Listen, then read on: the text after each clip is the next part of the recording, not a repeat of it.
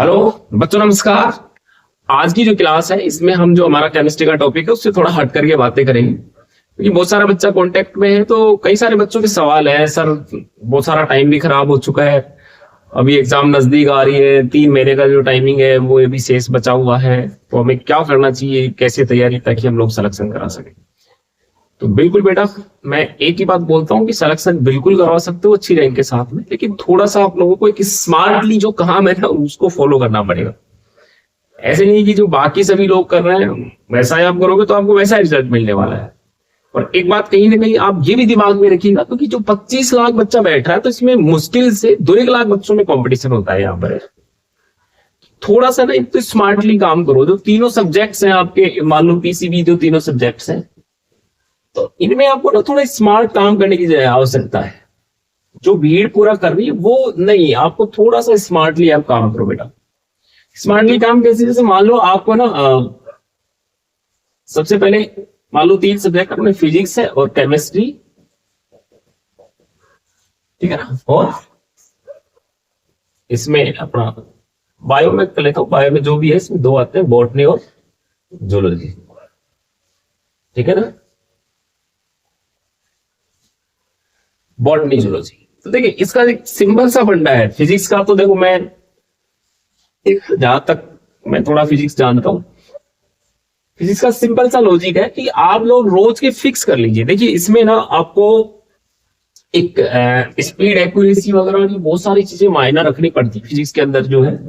तो एक तो आप रोज के क्वेश्चन प्रैक्टिस करिए ज्यादा से ज्यादा है, जो कम से कम रोज के अभी आप फिक्स कर लो कि रोज के मेरे को 20 जो क्वेश्चन है रोज मेरे को फिजिक्स के लगाने हैं। 20 क्वेश्चन करो, क्वेश्चन ज्यादा से ज्यादा करो, और जो जिस भी क्वेश्चन में आप अटकते हो उससे रिलेटेड आप जाकर के थ्योरी देखो। क्वेश्चन बेस्ड है, फिर आप थ्योरी पे जाओ, कंसेप्ट पे जाओ, नहीं कि थ्योरी पढ़ो, क्योंकि फिजिक्स में आप लोग थ्योरी पढ़ोगे तो आपसे सवाल बनने वाले नहीं है, और आपका जो स्पीड एक्यूरेसी है वो प्रॉपर सही से बनेगा नहीं, तो उसका कोई फायदा नहीं होने वाला। तो स्मार्ट काम यही है कि रोज के आप फिक्स करो 50 क्वेश्चन मेरे को करने हैं। अच्छा, इसमें एक चीज आप इन्वॉल्व कर सको इन 50 क्वेश्चनों के अंदर, स्पेशली आप चाहो तो 2020 के बाद के 20 से अभी जो करंटली अभी जो 26 जेई मेंस के जो सेशन हो रहे हैं, एडवांस की मैं बात नहीं कर रहा, लेकिन जो जेई मेंस के जो क्वेश्चन है फिजिक्स के सवाल है वो सारे जितने भी सवाल है उनको आप निकाल लीजिए। कि पक्की बात है, जैसे कि पिछली बार जो फिजिक्स का लेवल आया था, फिजिक्स का केमिस्ट्री का जो लेवल आया था, तो वो उसको पेपर को यदि यही लेवल मेंटेन रखना होगा ना तो पक्का है उसमें कि कुछ 10-15 जो सवाल है वो जेई मेंस के इसमें नीट में डाल देगा। तो पेपर का जो लेवल है वो अपने आप ही अप हो जाएगा इसके अंदर है। तो यदि हो सके तो वो जो जेई मेंस के जो सवाल हैं आप उनको इंक्लूड करिए, जेई मेंस के जो हैं, ठीक है ना, जेई मेंस के सवालों को इंक्लूड करो 2020 से लेकर के 2026 तक के जो सवाल है। रोज के आप 50 क्वेश्चन अभी से करना चालू कर दिए ना आप लोगों ने, तो आप खुद सोचिए 3 महीने के अंदर आप कितने क्वेश्चनों के कंसेप्ट आपको आते होंगे। बस रोज के आप 50 क्वेश्चन लगा रहे हो तो कम से कम आप 1 महीने में 1500 सवाल होते हैं। 1 मंथ में कितने सवाल होंगे? 1500 सवाल होंगे। 3 महीने में कम से कम आप 4,500 जो क्वेश्चन हैं उनकी आप प्रैक्टिस कर चुके होंगे। इतने क्वेश्चन, बाकी आपने जो भी नोट्स वगैरह जो पढ़ रखे हैं, नोट्स के सारे कंसेप्ट आपको आते ही हैं, तो बहुत सारे जो सवाल है, जो बेसिक सवाल आते हैं, वो तो नोट्स के कंसेप्ट ही बन जाते हैं, ठीक है ना। और नोट्स के कंसेप्ट से बन जाते हैं, जो नोट्स में आप सवाल करते हो उससे बन जाते हैं। बाकी जो ऊपर के 15 जो सवाल होते हैं ना, जो कहने का मतलब जो सिलेक्शन डिसाइडिंग वाले जो क्वेश्चन होते हैं, हालांकि मैं आपको बताऊं पूरा जो पेपर के अंदर है ना सिलेक्शन डिसाइडिंग वाले ये 15 क्वेश्चन ही होते हैं जहां सिलेक्शन डिसाइड होता है। क्योंकि सिलेक्शन के लिए बायो आपका ये तो मेन बेस है, बायो तो बायो में तो आपके पूरे होने ही चाहिए अच्छे क्वेश्चन सही, देन उसके बाद में फिर केमिस्ट्री। लेकिन जो फाइनली बात सिलेक्शन की आती है तो लास्ट के जो 30 के बाद के जो 15 जो क्वेश्चन है वो आपका सिलेक्शन भी डिसाइड करते हैं, और वो आपकी रैंक वगैरह सब कुछ डिसाइड करते हैं। तो स्मार्टली काम देखो, मैं तो ये सजेस्ट करना चाहूंगा जिस बच्चे को तो थोड़ा सा स्मार्ट यदि काम करना चाहता है तो रोज कम से कम फिक्स कर ले कि मेरे को 50 क्वेश्चन रोज फिजिक्स के लगाने ही लगाने हैं। और एक टाइम यदि आप फिक्स करो कि यार 50 क्वेश्चन जो है मैं 1 घंटे में या 1.25 घंटे में मैं उसको सोल्व करूंगा, तो उससे आपका स्पीड एक्यूरेसी वगैरह भी बढ़ेगा, टाइम मैनेजमेंट आपका अच्छा होगा उससे। तो एक तो आप फिजिक्स में ये काम कर सकते हो। देन उसके बाद में अब मैं बात करता हूँ केमिस्ट्री अपने सब्जेक्ट पे आते हैं। देखिए केमिस्ट्री जो है, केमिस्ट्री को 3 पार्ट में अपन देखते हैं। एक तो फिजिकल हो गया, ठीक है ना, फिजिकल केमिस्ट्री। दूसरा है इसमें एक है ऑर्गेनिक केमिस्ट्री। पहले इनऑर्गेनिक को देख लेते हैं, फिजिकल, इनऑर्गेनिक और एक ऑर्गेनिक। देखिए सबसे पहले बात करते हैं फिजिकल। सबसे ज्यादा मोस्ट ऑफ द वेटेज जो है फिजिकल केमिस्ट्री का रहता है। देन उसके बाद में इनऑर्गेनिक का वेटेज कम है, और बाकी ऑर्गेनिक का जो वेटेज है इन दोनों के मॉडरेट मतलब बीच का सा रहता है, ठीक है ना। 15 सवाल के आसपास इससे आते हैं, और लगभग आप इसकी बात करोगे तो 70 to 18 सवाल यहां से आ जाएंगे, और 12 to 13 के आसपास सवाल आप इनऑर्गेनिक केमिस्ट्री से एक्सपेक्ट कर सकते हैं।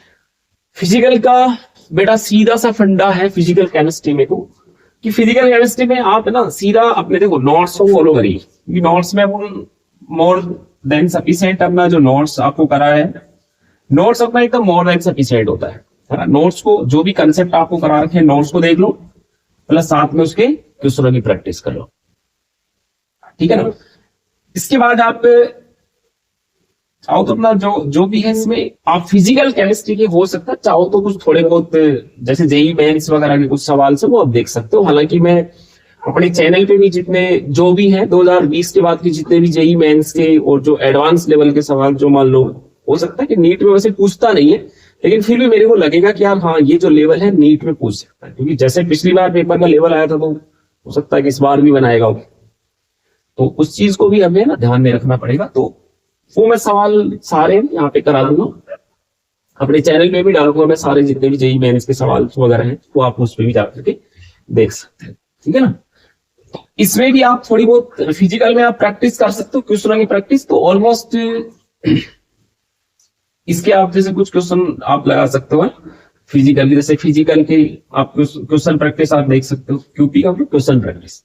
अच्छा इनऑर्गेनिक केमिस्ट्री है, तो इनऑर्गेनिक केमिस्ट्री का वैसे मैं एनसीईआरटी को तो सजेस्ट इतना नहीं करूंगा सारी एनसीईआरटी को, कुछ टॉपिक्स की मैं एनसीईआरटी सजेस्ट कर सकता हूं आपको। देखिए आप पीरियोडिक जो टेबल वगैरह है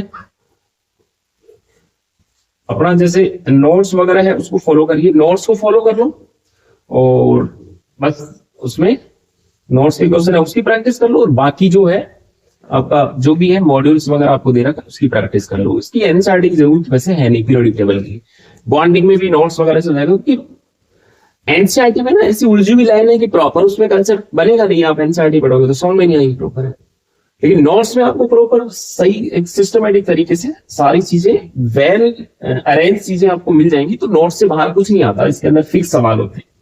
हाँ कुछ है जैसे मान लो पी ब्लॉक है, पी ब्लॉक को आप थोड़ा बहुत एनसीईआरटी से रीड कर सकते हो। पी ब्लॉक जो है पीडीएफ जो ब्लॉक है, पीडीएफ ब्लॉक, हालांकि पी ब्लॉक का बहुत सारा जो मैक्सिमम पार्ट है उसको रिमूव कर दिया गया, कुछ बेसिक जो बातें हैं वो ही पूछता है पी ब्लॉक से। पी ब्लॉक से इतना आजकल ज्यादा सवाल आ भी नहीं रहा, क्योंकि रिएक्शन वाला पार्ट इससे हटा चुका है।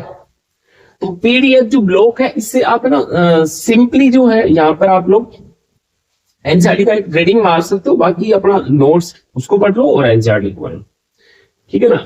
अब इसमें तो नोट्स पढ़ लिया आपने, एनसीईआरटी को थोड़ा बहुत देख लिया तो काम चल जाएगा, ठीक है ना, और नोट्स अपने सारे क्वेश्चन कर लिए। अच्छा ऑर्गेनिक केमिस्ट्री, तो ऑर्गेनिक केमिस्ट्री में अपना जो नोट्स जो होता है वो मोर देन सफिशिएंट है। हाँ चाहो तो कुछ इसमें कुछ देखिए, इसमें नोट्स तो फॉलो करना ही करना है अपना है, जो नोट्स तो फॉलो करना ही करना है, और चाहो तो इसके अंदर नोट्स के अलावा जो है अपने जो वो है ना इसके अंदर कुछ जेई मेंस लेवल के कुछ जो सवाल है ऑर्गेनिक के, क्योंकि ऑर्गेनिक के आजकल जो क्वेश्चन है वो तो बहुत अच्छे ढंग के सवाल आते हैं, ऐसे नहीं है। वो वाला जमाना गया जो ऑर्गेनिक सिंपल सिंपल हो जाएगी, मार्कोनी नियम वो क्या बोलते हैं उसको, अरे वो ना राइमेटीमान रिएक्शन का क्या प्रोडक्ट बनता है, गाल्टरमान कोच का क्या प्रोडक्ट बनेगा, है ना, और इस तरीके से तो ये छोटी छोटी जो रिएक्शंस है ना, जो नेमिंग वाली रिएक्शंस है, इस टाइप के सवाल कभी नहीं आते। सिंपल कोई मान लो जैसे अल्कोहल फॉर्मेशन मेथड वाली कोई रिएक्शन पूछ ली, इस टाइप के सवाल नहीं पूछेगा आपसे, सारे के सारे अप्लाइड सवाल पूछेंगे जिसमें मैकेनिज्म इन्वॉल्व हो रही हो। बहुत सारे कंपाउंड आपको दे देगा कि बताइए इसमें ना SN1 SN2 का ऑर्डर बताइए, तो उसके लिए आपको क्या आना चाहिए, प्रॉपर मैकेनिज्म जो है आपको आनी चाहिए प्रॉपर है। मैकेनिज्म आनी चाहिए कि कैसे उनका रिएक्टिविटी ऑर्डर होता है, ये सब चीजें ना। तो मैकेनिज्म बेस्ड सवाल आते हैं, सारे के सारे अप्लाइड सवाल होते हैं, जैसा कि जेई मेंस में, एडवांस में जैसे सवाल आते हैं ना, उस टाइप के सवाल आजकल नीट में आने लगे, ऑर्गेनिक के भी जो सवाल है। तो हालांकि उनको हम नोट्स में भी करवाते हैं, अब थोड़े बहुत और भी, जैसे जो जेई मेंस वगैरह के जो सवाल है उनकी थोड़ी आप प्रैक्टिस आप देख सकते हो। मैं भी इसको चैनल पे कराऊंगा, हालांकि मैं नोट्स में भी ऐड करा देता हूँ, तो आप वहां से भी देख सकते हो, ठीक है ना। तो यहाँ पे ओवरऑल मैं बात करूं ऑर्गेनिक के अंदर, तो देखिए यहाँ भी है, आपको ऑलमोस्ट रोज आप इसकी भी थोड़ी क्वेश्चन भी आपको प्रैक्टिस करो भाई, कम से कम 50 क्वेश्चन आप रोज देखो, केमिस्ट्री के भी आप तीनों को मिला करके कम से कम 50 क्वेश्चन इसके भी लगा लेते हो, तो आप बहुत ही यू कहूं मैं कि आप बहुत ही बेनिफिट में रहोगे। अच्छा भैया, सबसे बड़ा लोचा बायो, बॉटनी और जूलॉजी। भैया मेरे को एक बात है ना, मेरे को समझ में नहीं आता कि यार 2 एनसीईआरटी की किताबें हैं, ठीक है, हालांकि वो कहने वाली बातें होती है कि भाई एनसीईआरटी बेस पूरा पेपर आता है, लेकिन वो चीजें एनसीईआरटी की जैसे एक जो लाइन है ना, उससे कई मतलब निकलते हैं, है ना। तो इजी सीधी सीधी लाइनों से तो सवाल आता नहीं है, थोड़ा सा उलझी हुई लाइनें होती हैं, मतलब वो चीजों को जो है ऐसे बहुत डीपली मीनिंग उनका पूछता है वो बोला, और वैसे सवाल वो बनाता है। लेकिन फिर भी भैया आप जब देखते हो बेटा कि यार अगला जो नीट का जो पेपर है ऑलमोस्ट 2013 से बना रहा है, देखिए आप ये चीज है ना, थोड़ा साइकोलॉजी देखिए आप एग्जामिनर की, जो 2013 से जो है अगला नीट का पेपर बना रहा है, समझ रहे हो बात को, 2013 से बना रहा है, 2013 से अभी देखो, अभी 2025 तक उसने नीट के पेपर बनाए, बहुत सारी कई बार तो जैसे री नीट भी हुआ है, री आईपीएमटी का एग्जाम भी हुआ है, ठीक है ना।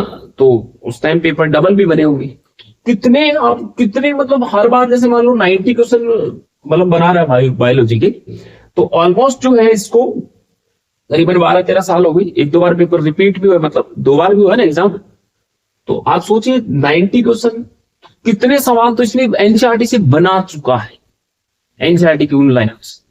लेकिन फिर भी अगले वाले का चैलेंज है कि भाई इतने मैं सवाल तो बना दिया हूं, लेकिन फिर भी मैं रिपीट नहीं करूंगा उन सवालों को, और उसके आजू बाजू वाली एनसीईआरटी की जो लाइन है ना, मैं वहां से सवाल बनाऊंगा।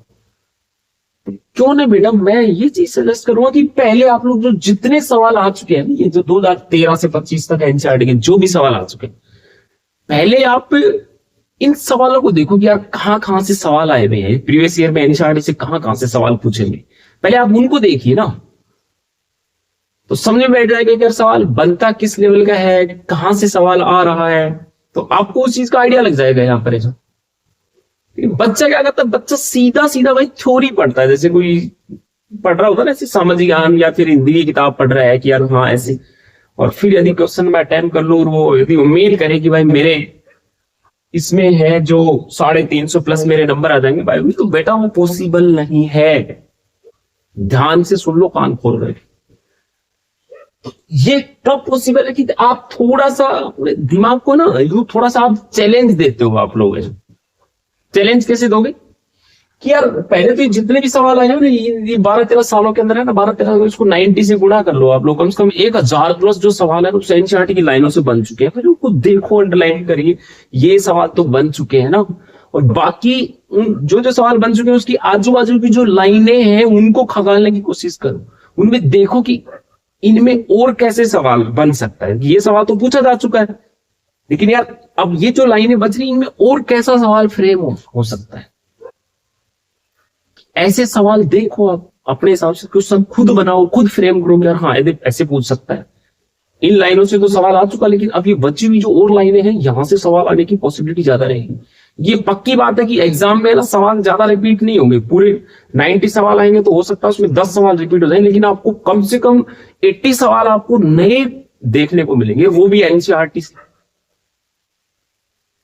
आपको पता होना चाहिए ना कि ये सवाल तो बन चुके हैं, इनके अलावा जो एनसीईआरटी की लाइन है वहां से बनाएगा, तो उन पे आप खुद अपने आप से चैलेंज करो, क्वेश्चन खुद बनाओ, खुद प्रैक्टिस करो, उन बची हुई लाइन से रिलेटेड कि ऐसे सवाल बन सकते। तो मेरा तो जो माइंड काम करता है थोड़ा सा इस चीज को लेकर के, इसमें हालांकि मेरा इसमें दिमाग कभी काम करता, तो इसमें यही है, आप ऐसा कर सकते हो ना, थोड़ा सा करें, मतलब आप जितने भी हैं ये 2013 से 25 तक के जो नीट के जो है ना, नीट के जो क्वेश्चन पेपर्स हैं उनको आप सॉल्व कर सकते हो। बाकी बची हुई एनसीईआरटी की जो भी है, इन क्वेश्चनों के अलावा जो लाइनें हैं वहां से सवाल बनाने का प्रयास करो, कुछ और भी है एनसीईआरटी बेस्ड क्वेश्चन सोल्व करने का कोशिश करो, तो आराम से यहां पर आपके, मतलब कहने का मतलब अच्छे क्वेश्चन देखो सही हो सकते हैं।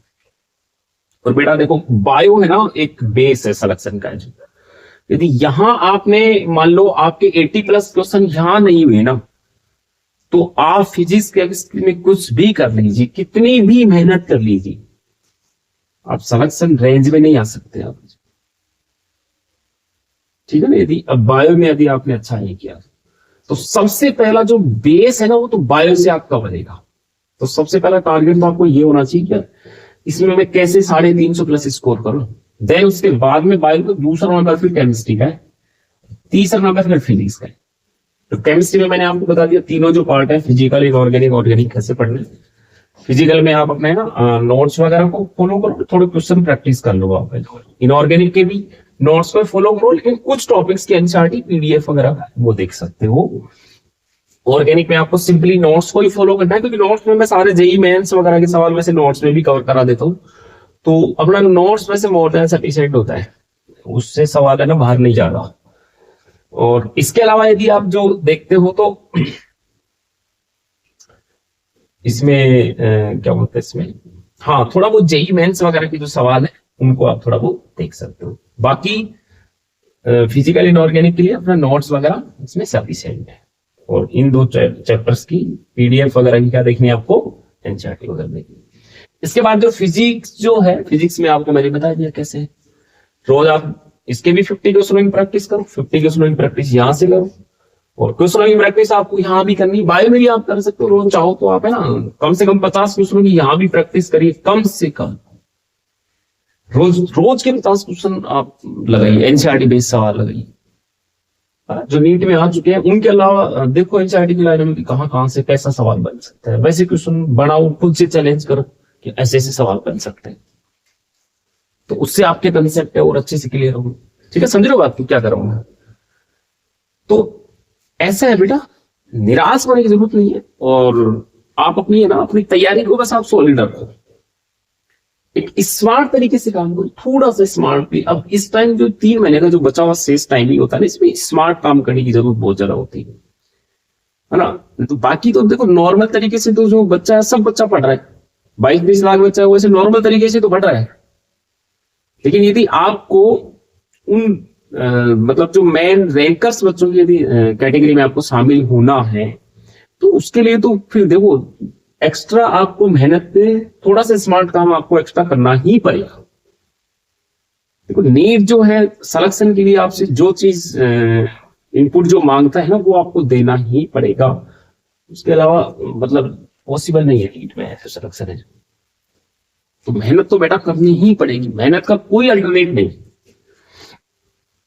और टेंशन वेंशन लेने से होगा क्या कि यार कई तो बच्चे सोचते हैं पूरा साल बर्बाद कर दिया, 90% बच्चों की यही कहानी है। चलो कहीं तैयारी कर रहा हो बच्चा है, ऑल इंडिया में कहीं पे भी तैयारी कर रहा हो, 90% बच्चा इस टाइप जो है अपने सब कुछ छोड़ छाड़ करके बस बैठ जाता है।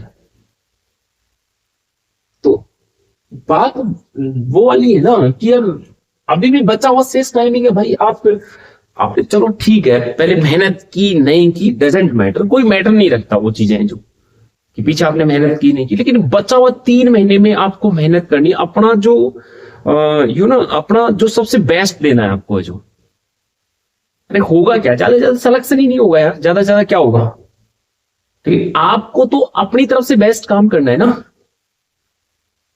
नहीं बात समझे, आपको अपना बेस्ट देना है। अरे कम से कम मान लो सिलेक्शन नहीं भी हुआ, आप सिलेक्शन रेंज में भी आप रहते हो, तो कम से कम आपको ये कॉन्फिडेंस तो रहेगा कि हाँ यार मैंने यार तैयारी तो की थी, हो सकता है कि मैं अपनी मंजिल से 1-2 कदम दूर रह गया, है ना। तो कम से कम ये कॉन्फिडेंस तो रहेगा आप में। क्योंकि बहुत सारा बच्चा मान लो ये सोच के बैठ जाए कि यार मैंने पूरा साल मैंने तो पढ़ाई की नहीं, तो फिर बच्चे मैं 3 महीने में भी अपना टाइम क्यों खराब करूं। नहीं समझ रहे हो बात को, कि पिछले 6-7 महीने मैंने अगर पढ़ाई नहीं की तो 3 महीने में यार क्या होगा। इसलिए मैं भाई ये टाइम अपना खराब करने की बजाय मैं मस्त एंजॉयमेंट करता हूँ, और उस एंजॉयमेंट के चक्कर में वो बचे हुए 3 महीने भी निकाल देता है, फिर उसका रिजल्ट ऐसा रिजल्ट आता है वो किसी को मुंह दिखाने लायक भी नहीं रहे। भैया एक बेटा एक बात बताओ आप लोग मेरे को, क्या ये जो कोई भी पेरेंट्स है किसी भी इंस्टीट्यूट के अंदर अपने बच्चे का एडमिशन करा रखा है, क्या 25 लाख बच्चा नीट में अपेयर होता है तो इनमें से कोई पेरेंट्स ये चाहता है कि मेरा बेटा बेटी का सिलेक्शन ना हो? कभी नहीं। मतलब 25 लाख के 25 लाख जो पेरेंट्स होते हैं उसमें एक भी पेरेंट्स ये नहीं चाहता कि मेरा बेटा बेटी का सिलेक्शन। वो पेरेंट्स यही सोचता है, यही चाहता है कि मेरा बेटा और जो बेटी है वो डॉक्टर बन के आएगा। लेकिन ये जो सब चीजें हैं ना वो आपके हाथ में है, सिलेक्शन देना नहीं देना, कि आप कितना करते हो, आप उन पेरेंट्स के लिए कितना उनकी उम्मीदों पे आप खरा उतरते हो। ठीक है बेटा, चलो ठीक है, बहुत बातें हो गई आज, ज्ञान की बातें बहुत हो गई। ऐसे ज्ञान की बातें मैं बेटा देखो कम ही करता हूँ, ज्ञान वान की बातें जो अपने सब्जेक्ट से रिलेटेड मैं थोड़ा ज्यादा डिस्कशन करता हूँ जब भी ऑनलाइन भी आता हूँ तो। बट आज कुछ बच्चों ने मेरे को थोड़ा सा, कई बच्चे हैं इस पॉइंट को लेकर के डिस्कशन कर रहे थे, सर पढ़ाई नहीं हो रही पढ़ाई नहीं हो रही, तो वो थोड़ा सा यार पढ़ाई कैसे नहीं हो रही, तो वो भी तो एक जानना जरूरी था, इसलिए मैं थोड़ा सा आपको कुछ ज्ञान वाली बातें आपके सामने हुई। ठीक है ना, चलो बाकी लगे रहिए आप, मिलते हैं फिर किसी नेक्स्ट लेक्चर के अंदर। Okay, thank you.